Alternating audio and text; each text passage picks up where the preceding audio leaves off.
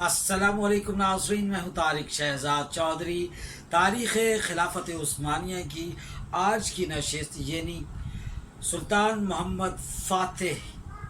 قسط نمبر 22 کے حصہ نمبر 3 میں آپ کو باضابطہ خوش آمدید۔ ناظرین اکرام، ہم نے اپنی پچھلی نشست میں ان تیاریوں کا ذکر کیا تھا جو سلطان محمد فاتح نے فتح قسطنطنیہ کے حوالے سے کی تھی۔ اب آج ہم اس حملے کا ذکر کریں گے کہ سلطان محمد فاتح نے کس طرح سے کس منصوبہ بندی کے تحت یہ حملہ کیا، اور قسطنطنیہ کا یہ جو حملے کا جو سلسلہ ہے یہ منزل کتنی مشکل تھی، اور کتنا جفاکشی اور کتنی جدوجہد اور عزم صمیم کے ساتھ یہ قسطنطنیہ کے اس کو حصار میں لے کر اس کی فصیلوں سے ٹکرائے۔ اسی حوالے سے سلاطین آل عثمان کتاب کے صفحہ نمبر 2 اور پھر محمد فاتح سالم رشیدی کی کتاب کے صفحہ نمبر 96 کے مطابق یہ شہر 3 اطراف سے جو آبنائے باسفورس اور اسی طرح سے بحر معمور یا جسے بحر مرمر کہتے ہیں، اور دوسری جو ہے اس کی شاخ زیری کا جو علاقہ تھا یہ اس کے ساتھ یوں اس سے وابستہ تھا 3 اطراف سے، اور ایک طرف جو ہے وہ خشکی تھی اور اس کے جو شاخ زیری کا جو علاقہ تھا وہاں پر جہازوں کو روکنے کے لیے ایک بہت بڑی آبی زنجیر اس پوری آبنائے باسفورس کے ساتھ انہوں نے لگا رکھی تھی۔ تو اس سے اس کی دفاعی اہمیت کا اندازہ بھی ہوتا ہے کہ کتنے زبردست قسم کی وہ فصیلیں تھیں، اور دونوں جو اس کی جو شاخ زیری کا یہ والا علاقہ ادھر سے اور دوسری طرف سے بحر معمور کے ساتھ یہ جو اس کی فصیلیں تھیں وہ چلتی تھیں۔ یوں یہ فصیلیں بھی تقریباً 60 فٹ اونچی تھیں، پھر اس کے اوپر کوئی 20 فٹ اوپر اس کے جو برج تھے، اور یوں انہی کے ساتھ یہ ان پر پھر آگے دفاعی فوجی بیٹھے ہوئے تھے۔ تو صورتحال یہاں سے ہم دیکھ سکتے ہیں کہ جو متوازی طور پر یہ ان کی جو 60 فٹ کی جو فصیلیں تھیں انہی کے درمیان میں لیکوس نام سے ایک نہر تھی، اور اندرونی جو ان کی فصیل تھی وہ 40 فٹ تھی، اور پھر جو باہر والی فصیل ہے وہ بھی 25 فٹ تھی۔ اسی طرح اس پر سپاہی ہوتے تھے۔ یوں یہ 3 سطح پر مشتمل دفاعی حصار قلعہ کے اندر، اور اسی طرح سے تو بہت مشکل تھا کہ کوئی کمند ڈال کر یا کسی اور طریقے سے یا سیڑھیاں لگا کر اس پر پہنچا جائے۔ پہلی بات تو یہ کہ وہ جو زنجیر ہے اس تک ہی پہنچنا وہ ان کا جس کو چاہیں وہ ایک خاص حد سے آگے آئے، وگرنہ وہ جو شاخ زیری کی جو زنجیر ہے اس کے کھنچ جانے پر یہ تاثر ہی نہیں ہو سکتا یا سوچ سکتا، انسان تصور ہی نہیں کر سکتی تھی کہ بحریہ کے حوالے سے اس وقت کے جو رائج جو طریقے تھے یا تکنیک تھی کہ وہ آگے قسطنطنیہ تک جا سکتے تھے۔ اسی حوالے سے پھر میں آپ یہ بتاتا ہوں کہ یہ چکے ہم نے پچھلی نشست میں بھی ابتدائیہ میں بھی ہم نے کہا کہ بڑا ہی اس حوالے سے دفاعی طور پر مضبوط شہر تھا۔ اس کو قدرتی طور پر ایک ایسا دفاعی حصار اور فصیلیں اس کو ملی ہوئی تھیں، اور خیر سلطان نے اس حوالے سے یہ ساری جو چیزیں تھیں مجھے دیکھی، اور جو برج اوپر جو بنے ہوئے اس کا جائزہ لیا۔ سلطان نے اس کو بڑا بخوبی اس کا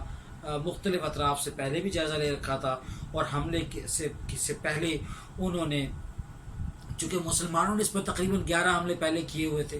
تو اب یہ ہوا کہ اس کو انہوں نے کتاب ہے فتح القسطنطنیہ محمد صفوت اپنی کتاب کے صفحہ نمبر 57 پر یوں رقم تراز ہیں کہ سلطان نے اس حوالے سے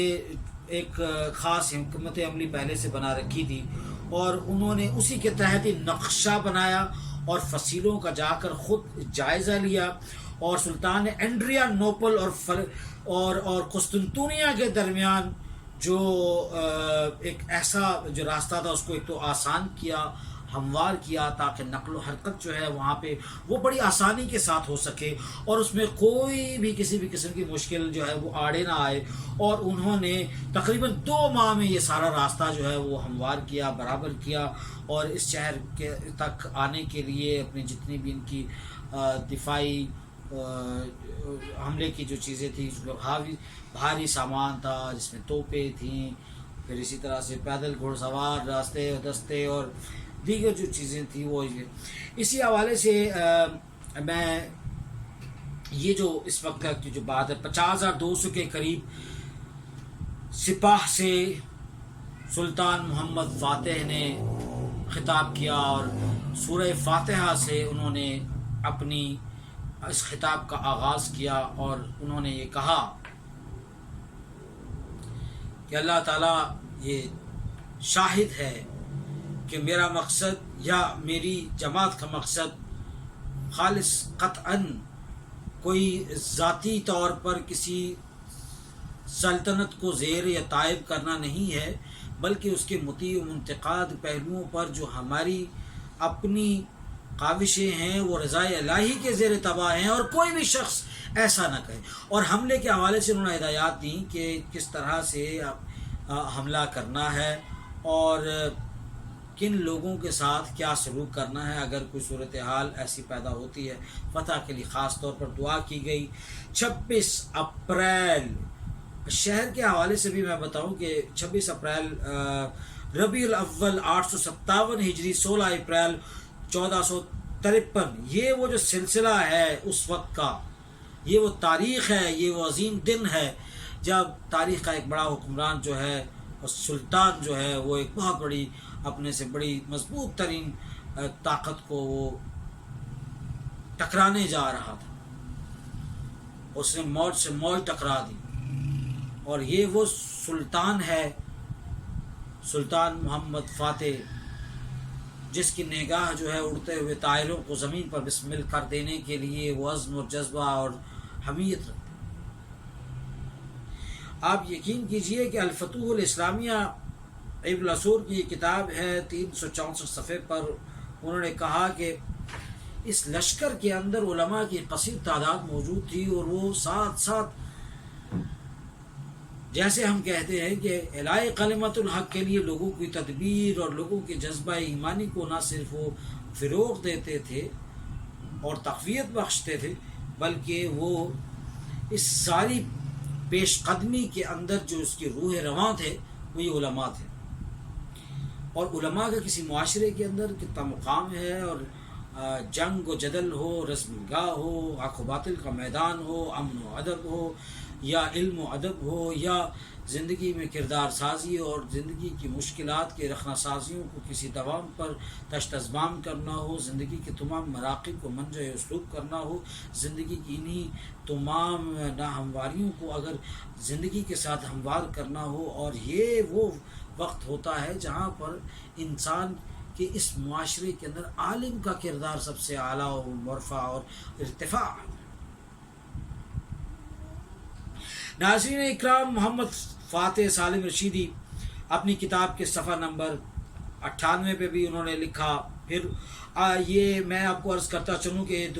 سلطان نے اپنی فوج کو 2 یونٹوں میں تقسیم کیا، اور میں یہ عرض کر رہا ہوں کہ جو جذبہ ایمانی کی جو آگ تھی وہ ان کی آنکھوں اور سانسوں سے بھڑک رہی تھی. اذکار تھے محفلوں کے اندر، لا الہ الا اللہ، اللہ اکبر، اللہ اکبر، یہ صدائیں تھیں، اور ذکر تھے اللہ کے وہ ذکر کی صدائیں تھیں. یہ علماء کا فیض تھا. اور تصوف اور روحانیت کے حوالے سے اس وقت بھی عثمانیوں کے ہاں، جیسے کہ ہم نے پچھلی اپنی تمام نشستوں میں ذکر کیا گاہے بگاہے کہ کس طرح سے وہ اولیاء اللہ کا جو رنگ ہے وہ باطنی نور اور اس کے فیض کو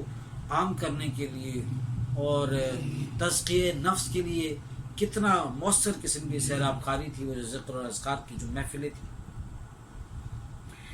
سلطان نے 26 ربیع الاول 857 ہجری، 16 اپریل 1453، سلطان نے اپنی فوجوں کو 2 یونٹوں میں منقسم کر دیا.